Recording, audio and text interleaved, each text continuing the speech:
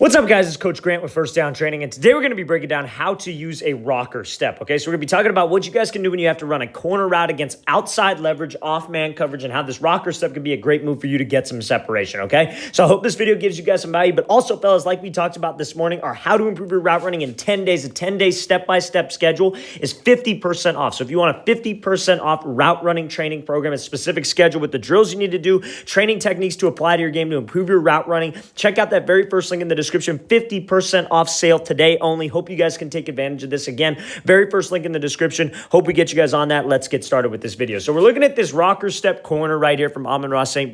So this is a very, very good route. Especially this is a very intelligent route. That's what I should say, right? Because a lot of the times it's not necessarily about knowing what moves to use. It's about knowing when to use it, knowing how to use it, having that IQ of this right situation of when to actually put this rocker step on. Because if you guys have been following this page, you guys have probably seen me talk about a rocker step, right? So what is a rocker step? It's when you got to run a corner route, right? Or like, let's say for this example, it's a corner route. You could do it on a post route, out route. You can do it on a dig route, right? You can go post route, dig route, out route, corner route. You can use this sometimes to run a fade, like give a little vertical set. There are a lot of different ways you can use this. So what this rocker step is when we get to the top of the break and we use a one, so we cut one step and then second step, right? So it's a two-step break at the top of this thing. So it's very similar to like almost like a double move off the line of scrimmage. Like when you're up on the line and you give this DB a 1-2 to be able to get off this thing and be able to push to the side of the route, or push, like let's say you want to take an outside release, you step with your outside foot first. So you want to step to the side that you're going first if you're using this double rocker. There are times where you can use a triple step. I don't necessarily like that. I don't personally teach that because I feel like it takes a little bit too long at the top of the break, but a lot of guys do use that. Like Odell Beckham uses it. Odell uses a rocker step just about on every single break that he makes.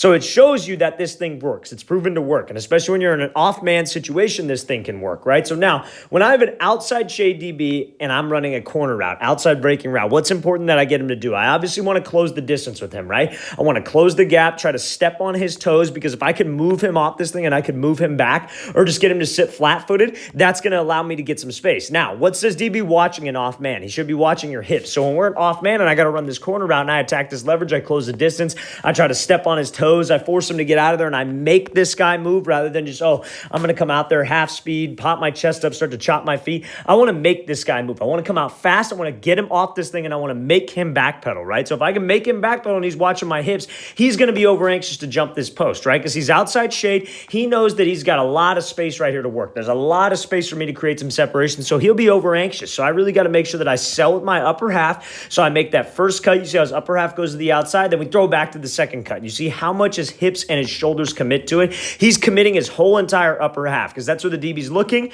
That's what's going to get him to move off this platform. Now, to be able to get some explosion to the corner, you got to be able to cut with your toe pointed forward. You got to be able to have that weight on the inside arch of your foot so we can have some explosion off that cut. Because so what, I get him to jump. Anybody can get this DB to jump. Anybody could get a DB off balance. But can I widen the distance? Can I actually accelerate out of here and pump my arms and make this play? And that's exactly what Amon Ra does. Gets this guy to sit on this outside leg, pump those arms, and accelerate off this break. That's a great route right there. It's how you run that corner versus outside leverage off man. Let's watch it again full speed one more time. So runs at him, closes the distance, throws that rocker step, then pumps those arms and accelerates out. All right, guys, we want to thank you for watching. I really appreciate it. If you guys have any questions at all, please feel free to leave those in the comments below. I'll get back to you as soon as possible. And also, fellas, improve your route running in 10 days. 10 days step-by-step schedule with all the specific drills to help your route running, releases, moves at the top of the route, everything that ties into running great routes.